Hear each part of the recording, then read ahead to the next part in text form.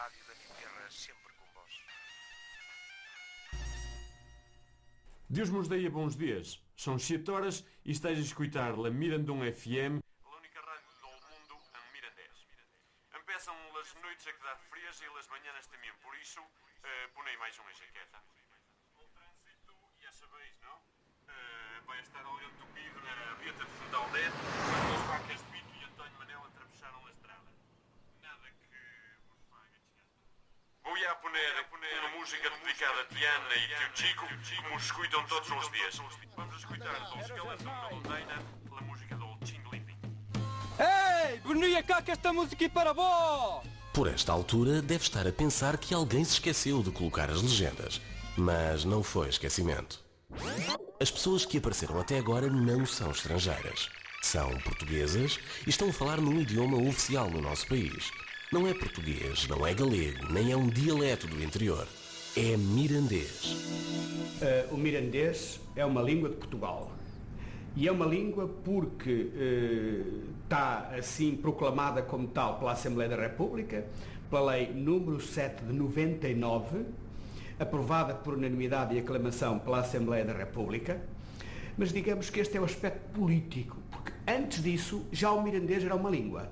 Era uma língua porque tem a estrutura de uma língua, a estrutura gramatical, a estrutura vocabular e a função de uma língua, isto é, serve como meio de comunicação entre pessoas. Além do mais, é uma língua também porque se entronca numa família de línguas, que é a língua leonesa, falada ao longo de toda a Alta Idade Média, no Reino de Leão.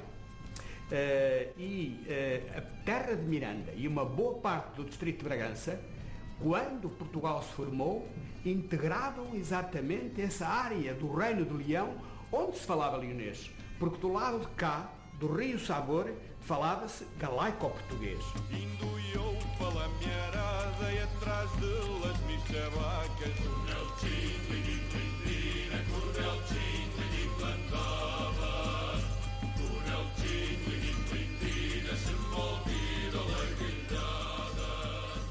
As línguas faladas na Península Ibérica, o português, o galego, o mirandês, o castelhano, o catalão, enfim, entre outras, podemos dizer que são línguas próximas. Agora, o problema é que não há uma medida para medir essas línguas, ou seja, eu não posso dizer qual é a distância que está, não posso dizer se o português está mais longe do castelhano que do mirandês. Agora, o que os linguistas têm muito claro é que há um conjunto de fenómenos, 3 ou 4 fenómenos, que permitem distinguir uma língua, que dizer assim, não, este fenómeno aconteceu ali naquela região, portanto deu origem a uma língua, e este fenómeno não aconteceu. Por exemplo, no caso do mirandês, as palavras que em latim começavam por L, o som L, em mirandês palatalizaram, ou seja, deram lhe. É? 2 ou 3 exemplos. Luna, em latim, deu lhuna em mirandês. Lobo, ou lupo, deu lhobo. Não é? Lino deu lino. Portanto, todas as palavras que existiam em latim, em mirandês, passaram a pronunciar-se com lhe inicial, enquanto que em português se mantiveram com L. Não é? O N, que existia entre 2 vogais, como na palavra luna, não é? Em mirandês conservou-se. E nós dizemos hoje lhuna, enquanto que em português caiu e deu lua. Não é? Portanto, este fenómeno multiplicado por um conjunto de palavras permite dizer, este e outros fenómenos, permite dizer em termos linguísticos que aqui aconteceram uns fenómenos, nasceu outra língua diferente daquela do espaço vizinho.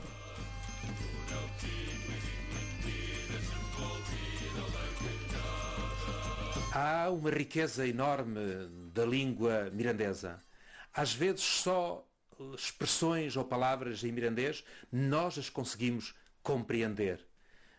É difícil compreender o sentido profundo de cerrado, de uma arquitetura paisagística, só possível se eu souber o que é um cerrado e que não tem uma tradução tão próxima da língua portuguesa. Mas até acrescentamos, por exemplo, as expressões de ontem, trasdonte e trasdontonte, que a língua portuguesa não tem no seu dicionário. Em algumas regiões, talvez próxima, mas isso a nós dá-nos uma identificação clara, precisa, do tempo no espaço.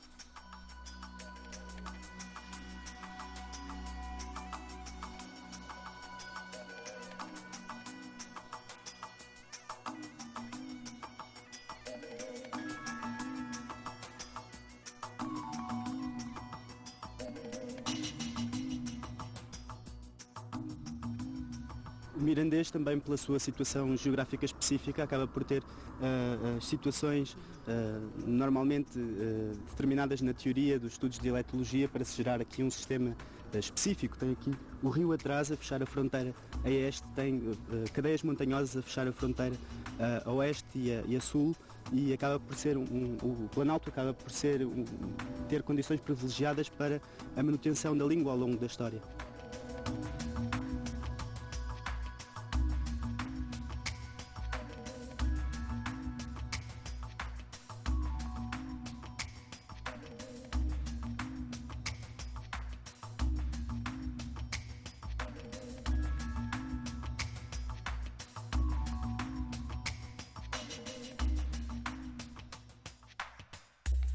O mirandês fala-se na terra de Miranda, mais propriamente fala-se no concelho de Miranda do Douro, em todas as aldeias menos duas.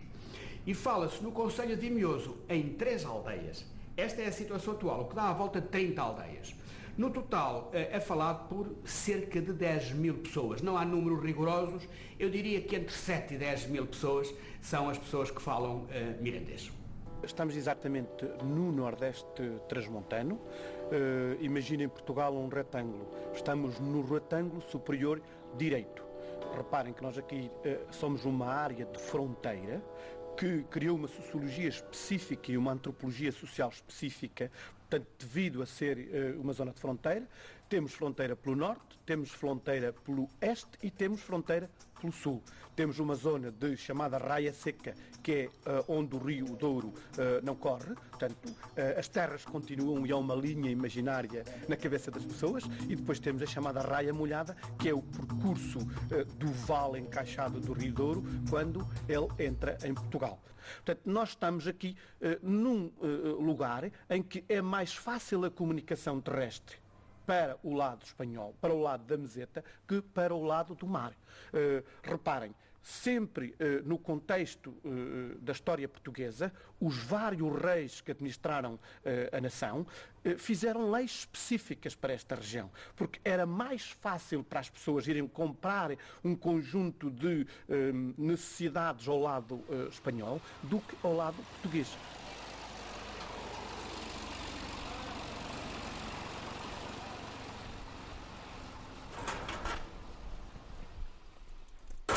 Deus nos dê bons dias. Bons dias a Deus.